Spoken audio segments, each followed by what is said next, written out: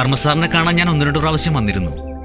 മാനേജറിന് sir വിദേശത്താണെന്നേ അറിയൂ, കൃത്യമായി എവിടെയാണെന്ന് അറിയില്ല എന്ന് പറഞ്ഞു. ഒന്ന് കറങ്ങി. വ്യത്യസ്തമായ കുറേ സംസ്കാരങ്ങൾ, ഭാഷകൾ, രാജ്യങ്ങൾ എല്ലാം ഒന്ന് നേരിട്ട് കാണണമെന്ന് തോന്നി. നന്നായി. പുതിയ പുസ്തകം ഞാൻ വായിച്ചു കേട്ടോ. സാറിന്റെ ഒരു മാസ്റ്റർ പീസ് തന്നെയാകും അത്. അതൊരു പരീക്ഷണമായിരുന്നു. കാലഘട്ടത്തിന് നോക്കി നിസ്സംഗമായി നിൽക്കുന്ന ഇവിടുത്തെ ആധുനിക മനസ്സാക്ഷികളോട് ഒരു ഓർമ്മപ്പെടുത്തൽ. ഫിലോസഫി ക്ലാസ്സിലെ സാറിന്റെ വ്യൂ പോയിന്റ്സ് ആയിരുന്നു എന്നും എന്റെ ഇൻസ്പിരേഷൻ. പിന്നെ അതിലൂടെ ഉള്ളൊരു യാത്രയായിരുന്നല്ലോ. അതിന്റെ ടോപ്പ് ഫോമിൽ എത്തി നിൽക്കുന്ന ഈ സമയത്ത് സാറിന്റെ ഗൈഡൻസും പ്രസൻസും ഞാൻ വല്ലാതെ മിസ് ചെയ്തിരുന്നു. രാത്രി ആൾക്കാരുടെ ഫോൺ ചോർത്തൽ, എത്തിക്കൽ ഹാക്കിംഗ്. അജ്ഞാതനായിരുന്നുകൊണ്ട് ഇന്ത്യയിലെ കോടതികൾക്കും അന്വേഷണ ഉദ്യോഗസ്ഥന്മാർക്കൊക്കെ താൻ അയച്ചു കൊടുത്ത തെളിവുകളുടെ അടിസ്ഥാനത്തിൽ ഇപ്പോൾ 8ഓളം കേസുകളാണ് തെളിഞ്ഞിരിക്കുന്നത്. അതിൽ പലരും ഇപ്പോൾ ശിക്ഷയും അനുഭവിക്കുന്നു. ഇപ്പോൾ എന്തിലാ തൻ്റെ പുതിയ കളി? പറയൂ വിഷ്ണു, എന്തൊക്കെയോ പ്രശ്നങ്ങൾ തന്നെ അലട്ടുന്നുണ്ട്.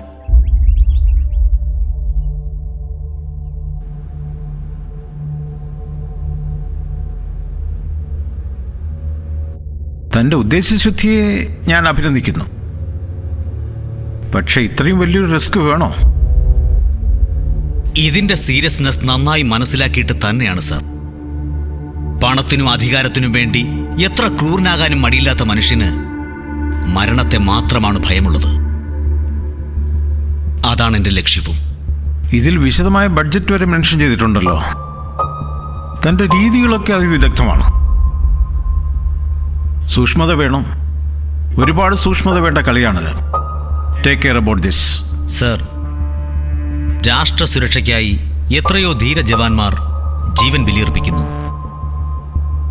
ഞാനിതിനെ അത്തരമൊരു ഇനിഷ്യേറ്റീവായി കണക്കാക്കുന്നുള്ളൂ. Very good. ഈ ബയോളജിക്കൽ വെപ്പൺ ഇൻസ്റ്റാൾ ചെയ്യപ്പെടുന്നതോടെ മനുഷ്യന്റെ ക്രൂരതകൾ ഇല്ലാതെയാകും. ഈ ലോകത്തെ യുദ്ധക്കൊതി അവസാനിക്കും. ഭീകരപ്രവർത്തനങ്ങളുടെ വേരറ്റുപോകും. ആയുധങ്ങൾക്ക് വേണ്ടി ചെലവഴിക്കുന്ന കോടികൾ മനുഷ്യ നന്മയ്ക്കായി ഉപയോഗിക്കപ്പെടും. ഈ ലോകം നന്മയുടെ സ്വർഗഭൂമിയാകും. വിഷ്ണു, വർഷങ്ങൾക്ക് മുമ്പ് ആ ശാസ്ത്രമേളയിൽ വെച്ച് തൻ്റെ ധിഷണ ശരിക്കും മനസ്സിലാക്കിയത് കൊണ്ടാണ് സന്തോഷപൂർവ്വം ഞാൻ നിന്റെ സ്പോൺസർഷിപ്പ് ബാലമന്ദിരത്തിൽ നിന്ന് ഏറ്റെടുത്തത്.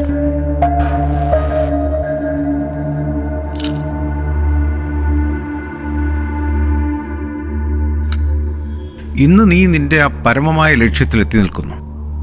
പക്ഷേ ഈ പ്രോജക്റ്റ് ഇംപ്ലിമെന്റ് ചെയ്യാൻ അത്ര എളുപ്പമാണോ? അതാണ് ഇതിന്റെ അടുത്ത സ്റ്റെപ്പ്. ലോകത്ത് എന്നെപ്പോലെ ചിന്തിക്കുന്നവരുടെ ഒരു കൂട്ടായ്മയുണ്ട്. അവരുമായി സംസാരിക്കണം. വളരെ തന്ത്രപരമായി നീങ്ങേണ്ട സമയമാണിനി.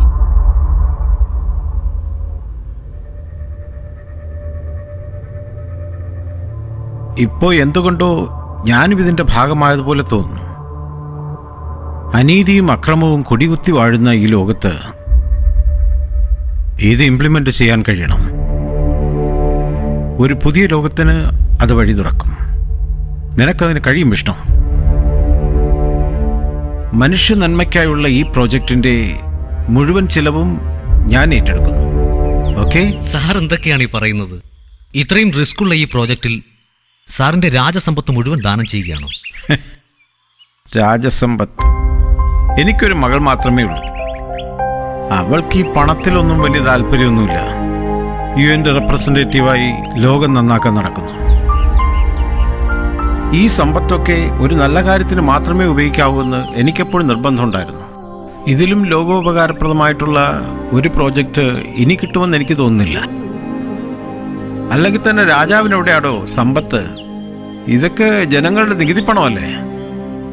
ഞങ്ങൾ കുറെ കാലം അതിന്റെ സൂക്ഷിപ്പുകാരായിരുന്നു, അത്രയേ ഉള്ളൂ. എന്റെ ചിന്തകളെ എന്നും റിഫൈൻ ചെയ്തത് അങ്ങാണ്. ഒരുപക്ഷെ ഈ സംരംഭത്തിനും അങ്ങയുടെ പ്രസൻസ് ഉണ്ടാകണമെന്നാകും. ഭൂമിയിൽ ധർമ്മത്തിന് നാശം സംഭവിക്കുമ്പോൾ നിന്നെപ്പോലുള്ള യുഗപ്രഭാവന്മാർ ഇതിനു മുമ്പ് ഉണ്ടായിട്ടുണ്ട് വിഷ്ണു.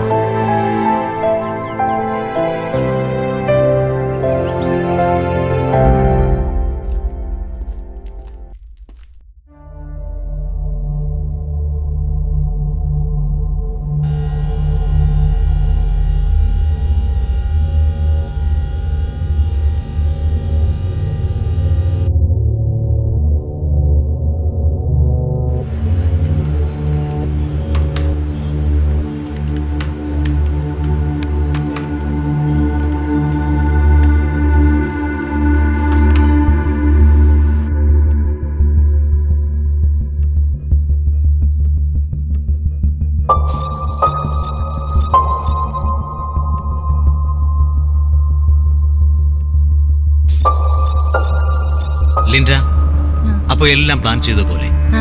ഈ ക്യാമറ എവിടെയാ ഫിക്സ് ചെയ്യേണ്ടെന്ന് അറിയാലോ. Be very careful. Varma sir ജയശങ്കറിനെ വിളിക്കും.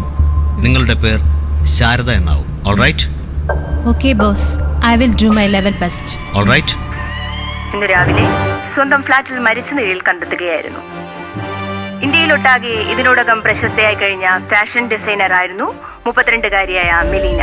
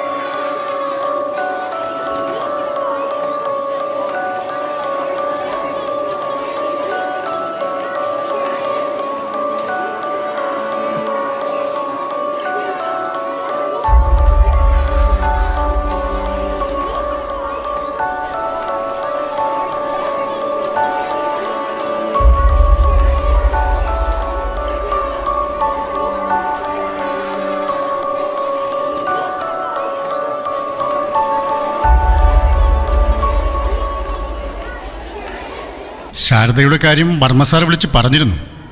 വർമ്മ സാറിൻ്റെ റെക്കമെൻഡേഷൻ എനിക്കങ്ങനെ തട്ടിക്കളയാൻ പറ്റില്ല. രാജകുടുംബാംഗമല്ലേ. ഒരു മനുഷ്യാവകാശ പ്രവർത്തകൻ എന്ന നിലയിൽ എനിക്ക് സമൂഹത്തിൽ നല്ല പേരാണുള്ളത്. പിന്നെ ശാരദ ഒരു അനാഥ ആയതുകൊണ്ട് അനാഥ കുട്ടികളുടെ ദൈന്യതയും ബുദ്ധിമുട്ടുമൊക്കെ കൂടുതൽ മനസ്സിലാക്കാനും പറ്റും. ശാരദയെപ്പോലെയുള്ള ഒരാളെയാണ് എൻ്റെ സ്ഥാപനത്തിലെ കുട്ടികളെ നോക്കാൻ ആവശ്യം. നാളെ മുതൽ ജോയിൻ ചെയ്തോളൂ. അങ്ങേ ദൈവം അനുഗ്രഹിക്കും സാർ. ചാരിറ്റി പ്രവർത്തനങ്ങൾ അത് ഇന്ന് പലരും പ്രശസ്തിക്കും ചൂഷണത്തിനും വേണ്ടിയാണ് ചെയ്യുന്നത്. സമൂഹത്തിനോടുള്ള നമ്മുടെ ബാധ്യതയാണ് സാധുജന സേവനം എന്ന് വിശ്വസിക്കുന്ന ഒരാളാണ് ഞാൻ. നമുക്കറിയാലോ, ഇന്ന് തെരുവിൽ അലയുന്ന കുട്ടികൾ പലരും നാളത്തെ ക്രിമിനലുകളോ സാമൂഹ്യ വിരുദ്ധരോ ആകാറാണ് പതിവ്. അത് മാറി അവരെ കൂടി സമൂഹത്തിന്റെ മുഖ്യധാരയിലേക്ക് കൊണ്ടുവരുന്നതാവണം നമ്മുടെ ഓരോരുത്തരുടെയും ലക്ഷ്യം. മിസ്റ്റർ ജയശങ്കർ, താങ്കളുടെ സ്ഥാപനത്തിലെ സാമ്പത്തിക ക്രമക്കേടുകളെ പറ്റി ചില റിപ്പോർട്ടുകൾ ഉണ്ടായിരുന്നല്ലോ. ഒരു സാമൂഹ്യ പ്രവർത്തകൻ എന്ന നിലയിൽ എനിക്കും ചില ശത്രുക്കളൊക്കെയുണ്ട്. ഇതൊക്കെ അവരെ പോലെയുള്ളവർ പടച്ചുവിടുന്ന ചില നിറഞ്ചാലിച്ച കഥകളെന്നേ പറയാനുള്ളൂ. ഭരണത്തിൽ താങ്കൾക്കുള്ള സ്വാധീനം മൂലം സർക്കാരിൽ നിന്ന് പല വഴിവിട്ട സഹായങ്ങളും നേടിയെടുക്കുന്നു എന്ന ആക്ഷേപമുണ്ട്. അനർഹമായതൊന്നും ഞാൻ ഇതുവരെ സ്വീകരിച്ചിട്ടില്ല. ചില കുട്ടികൾ താങ്കളുടെ സ്ഥാപനത്തിൽ നിന്നും അപ്രത്യക്ഷരായതിനെ പറ്റി താങ്കൾക്ക് എന്താണ് പറയാനുള്ളത്? നിങ്ങൾ എന്നെ കോർണർ ചെയ്യാൻ ശ്രമിക്കുകയാണെന്ന് തോന്നുന്നല്ലോ. അല്ല, കുറച്ചു നേരമായി ഞാൻ ശ്രദ്ധിക്കുന്നു. ചില കുട്ടികളൊക്കെ തെരുവിലേക്ക് ചാടിപ്പോയിട്ടുണ്ട്. അത് അന്വേഷിക്കാൻ പോലീസിനെ ഏൽപ്പിച്ചിട്ടുമുണ്ട്. അതുപോലെ ചില VIP-കൾ കുട്ടികളെ അതൊന്നും വെളിപ്പെടുത്താനാവില്ല. അതവരുടെ പ്രൈവസിയെ ബാധിക്കുന്ന കാര്യമാണ്. അപ്പൊ ശരി, ഇനി ചോദ്യങ്ങളൊക്കെ പിന്നീടാവാം. കുറച്ച് തിരക്കുണ്ട്.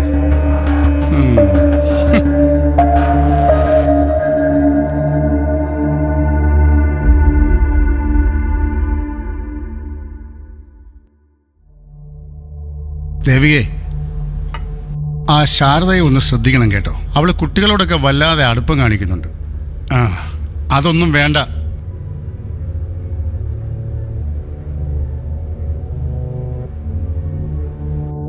മക്കൾ അടിച്ചിറക്കിയപ്പം ആശ്രയം കൊടുത്തതാ. നന്ദികേട് വല്ലതും കാണിച്ചാൽ ചാവിട്ടി കീറും ഞാൻ അവളെ.